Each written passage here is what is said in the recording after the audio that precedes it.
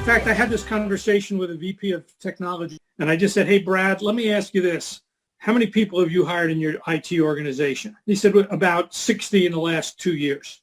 I said, would you agree with this, that when you just hire somebody who looks pretty good, you kind of give them a project that you think they can handle.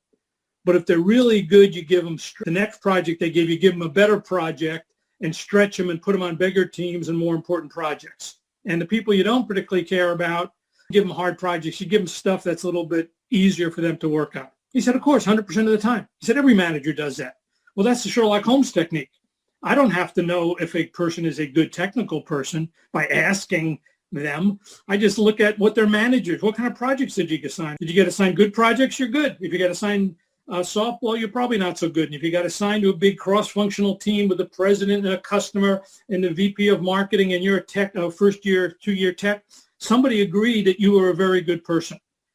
The idea is don't make the assessment directly about the person, about how smart or how purple squirrel they are. Just find out what other people thought of that person, what kind of teams they were assigned, and see if this happens multiple times at different companies. I remember talking with a young woman who, she was 27 at the time, but I said, Kelly, it looks like you're a pretty fast tracker at PricewaterhouseCoopers. I said, after you were there at PricewaterhouseCoopers, New York City for 6 months, what kind of clients were you assigned? This is a CPA with 6 months experience. She said, I was put on a project with Siemens.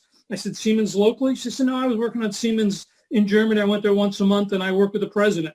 You mean with the CFO? I said, you mean the CFO of the division? He said, no, corporate CFO. Well, let me tell you, nobody at PricewaterhouseCoopers is going to get a 22-and-a-half-year-old kid talking to the CFO of a major client unless she was good. And I talked to her 27, and she was remarkable. But you can just, so those kinds of things are what I call deductive evidence rather than trying to figure it out yourself. I mean, maybe she was smart. I don't know. I wasn't a good enough accountant to figure it out, but I was a good enough Sherlock Holmes investigator to figure out that she was a very talented person. So that's the whole technique.